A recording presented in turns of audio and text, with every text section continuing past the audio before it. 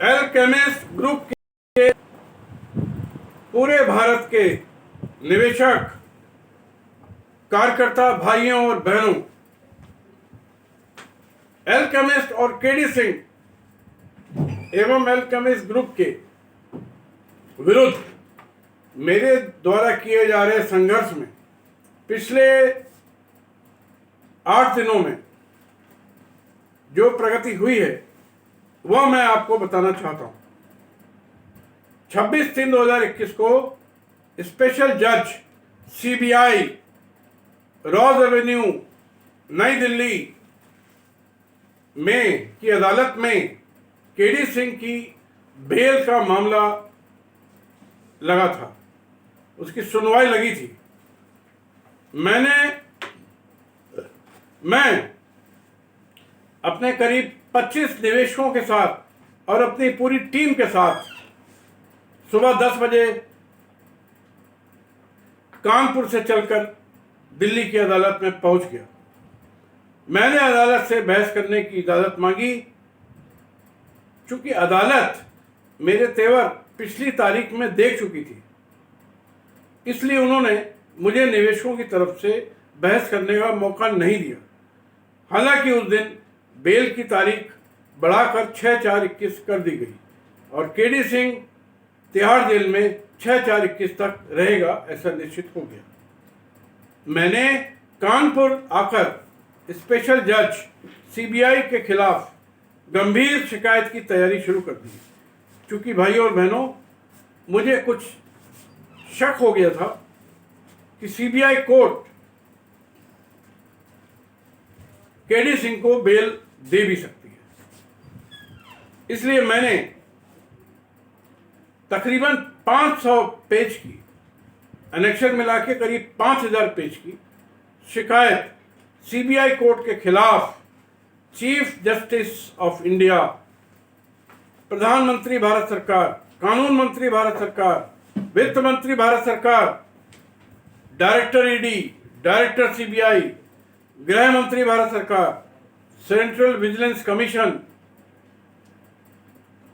SFIO को भेज दी है और निवेदन किया है कि केडी सिंह का मामला किसी अन्य कोर्ट में स्थानांतरित कर दिया जाए जो कि ईमानदार होनी चाहिए और 6 तारीख की सुनवाई स्थगित कर दी जानी चाहिए।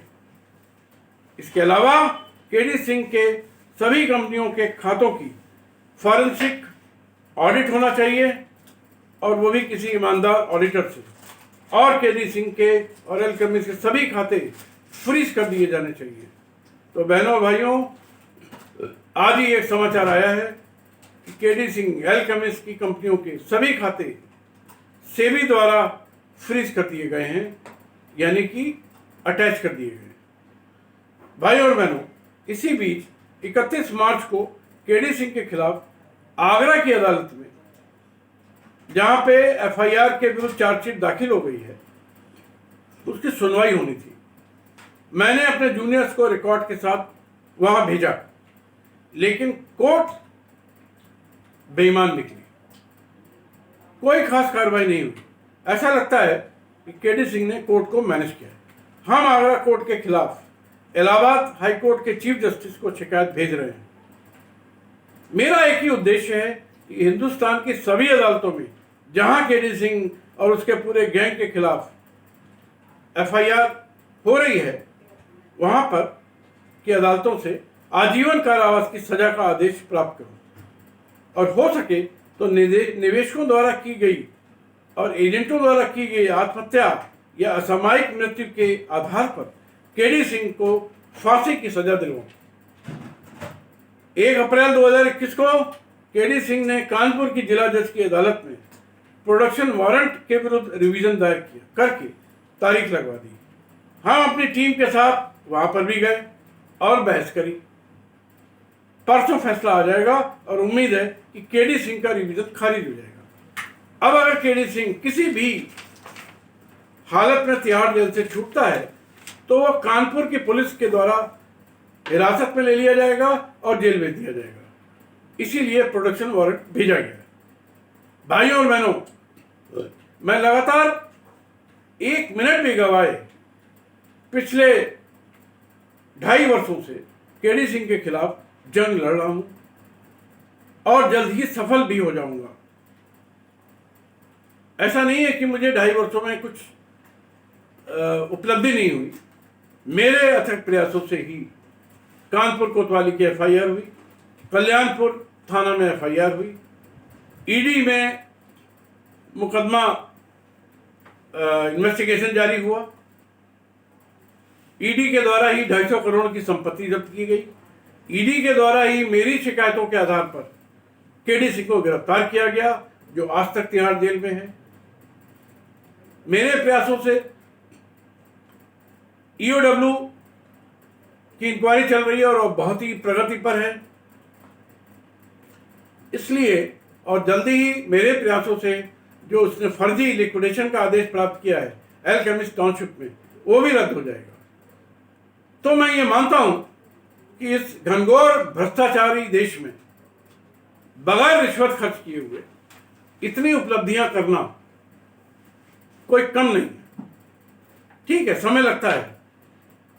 मुझे कहते हुए बहुत दुख हो रहा है कि एलकेमिस्ट के निवेशक और एजेंटों का सहयोग मुझे नहीं मिल रहा है। मुझे सुप्रीम कोर्ट में याचिकाएं दायर करनी है, याचिका तैयार कर चुका हूं। सुप्रीम कोर्ट के 4 वरिष्ठ वकीलों को नियुक्त कर चुका हूं। सब मिलाकर उनकी फीस 20 से 25 लाख रुपए है, जो मेरे पास नहीं है।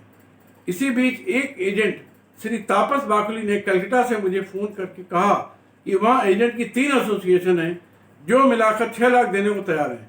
मैंने कहा 6 लाख से भी काम मैं शुरू कर दूंगा, बाकी धीरे धीरे दे दीजिएगा। लेकिन आज तक एक पैसा नहीं आया। अत्यंत दुख का विषय है। मेरी देश भर के निवेशकों और एजेंट से पुनः अपील है कि आप लोगों ने जो मामला मुझे दिया है वो और जो मैं कर रहा हूं वो किसी भी कैंसर से कम नहीं है। और अगर मेरा ऐसा प्रयास ना हो तो आप ये जान लीजिए कि आपका पैसा डूबा हुआ है। अब अगर मेरे जैसा व्यक्ति रात दिन संघर्ष कर रहा है, आपको आपके पैसे से यदि प्यार है तो आगे आइए और मदद कीजिए। कुछ एजेंट ने मुझे यहां तक कहा, तापस बाकली ने भी कहा कि टंडन साहब लड़ाई बंद कर दीजिए, क्योंकि निवेशक और एजेंट पैसा देना नहीं चाहते हैं। लेकिन मेरा चिंतन उन लाखों गरीबों निवेशकों के बारे में है जिनके लिए यह पैसा उनको जीवन देने वाला है। और लाखों का जीवन एकदम किनारे है कि अगर पैसा न मिला जल्दी तो क्या होगा ईश्वर ही जाने। इसलिए गरीबों के कल्याण के लिए, उनकी जिंदगी बचाने के लिए मैं ये लड़ाई लड़ना चाहता हूँ और जारी रखना चाहता हूँ। लेकिन सभी ऐसे नहीं होते। जो लोग दे सकते हैं और नहीं दे रहे हैं, यानी जो लोग पैसा दे सकते हैं और नहीं दे रहे हैं, वो अपराध कर रहे हैं। ये समझ लें कि ये मेरी चुनौती है कि पैसा मिलने पर जब तक मैं नहीं चाहूँगा भाइयों बहनों, आपको पैसा नहीं मिलेगा। और जिसे नहीं चाहूँगा उसे नहीं मिलेगा। केडी सिंह के ऊपर मेरा इतना बड़ा खौफ हो चुका है। इसलिए आप सब लोगों से मेरा पुनः निवेदन है कि मेरी आर्थिक मदद करें, ताकि मैं अपने लिए नहीं मांग रहा हूं। आपने जो भी रुपया मुझे दिया आज तक उसका 5 गुना खर्चा कर चुका हूं अपनी अन्य आयों से, अपने अन्य साधनों से। इसलिए इस बात को गलतफहमी में मत रहिएगा कि आपने जो 10-5 हजार करके हमें दिया उसका आपका हिसाब चाहिए तो एक पाई का हिसाब मेरे कार्यालय से आके ले लीजिए। 5 गुना ज्यादा खर्चा कर चुका हूं। आप लोगों को शर्म आनी चाहिए कि मुझे बार बार बोलना पड़ता है। इसलिए मैं एजेंट भाइयों से कहना चाहता हूं कि कानून की दृष्टि में आप सब लोग अपराधी हो, आप सबको जेल जाना चाहिए। यह मेरा आपसे प्यार है, मेरी अपनी सोच है कि आपने भी वो अपराध अनजाने में किया है, ना मालूम होते हुए किया है। इसलिए मैं पूरे देश के एजेंट को बचा रहा हूं, बचा लूंगा।